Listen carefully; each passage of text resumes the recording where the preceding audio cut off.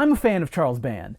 The man created Empire Pictures, he created Full Moon, all of those VHS tapes that I would see as a kid walking through the aisles, just sparking my imagination to believe that any movie was possible. There isn't just a Puppetmaster with these cool puppets on the cover, there's also a Puppetmaster 3, Toulon's Revenge, there's a cowboy on the cover. What could that possibly be?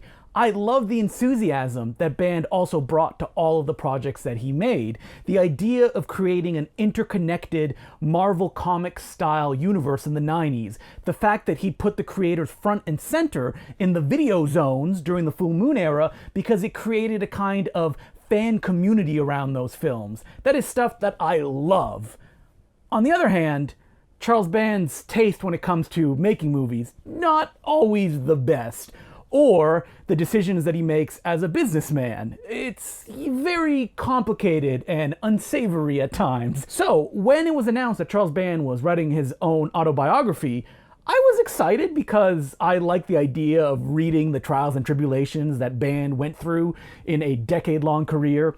But I was also a little bit nervous, because he's a bullshit artist. He's an exploitation filmmaker, and they often sell the sizzle, not the steak. They sell the excitement, and stories would often portray them as the hero in situations that, like I said, are more complicated than that. But with Confessions of a Puppetmaster, a Hollywood memoir of ghouls, guts, and gonzo filmmaking by Charles Band and Adam Felder, I actually found this quite an enjoyable read. Sure, there's a lot of stories that I already know, but Band's personality, even though, let's be honest, when it's these kind of books, it's usually the second guy under the main author that it did most of the writing, pretty much comes through. It's written very fast-paced. The end of every paragraph essentially has a cliffhanger where a bit of information is given and then, but you wouldn't believe what happened next, which allowed me to just devour it in one day. And it hits all the high beats about the making of Laser Blast, his youth, which I haven't really heard him talk about that much, which is actually really fun because his father was Albert Band,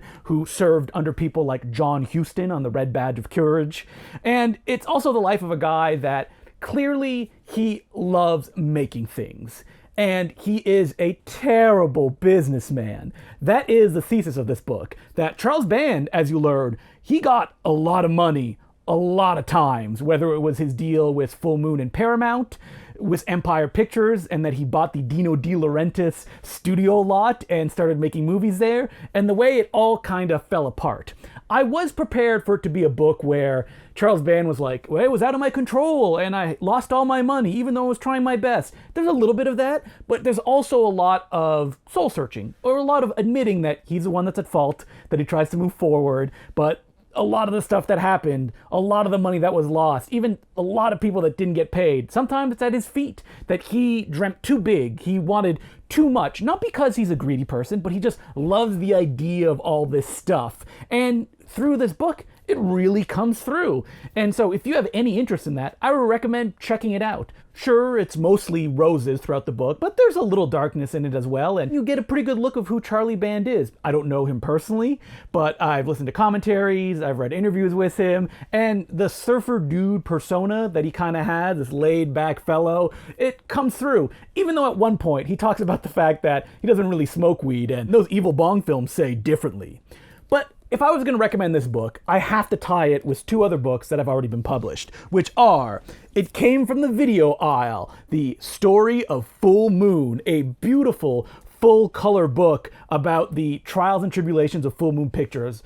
They interviewed everybody. There is not one stone that is unturned. It actually makes a really good companion to this one because you kind of get a fuller story, because you get the perspective of the filmmakers and the production people, and it kind of fleshes out this story that's told here. At the same time, if you want to even go further back, you have Empire of the Bees, the story of Charles Band's Empire Pictures, which is kind of like the Full Moon book. I believe it shares some of the same authors. Yep, Dave J. And again, tons of interviews, tons of information, and not a puff piece either. So if you want a breezy, fast, enjoyable read about Charles Band, check out Confessions of a Puppetmaster, but you're going to want to know a little bit more of the going-ons that happen in this, so you'll definitely want to check out Empire of the Bees and It Came from the Video Aisle as well.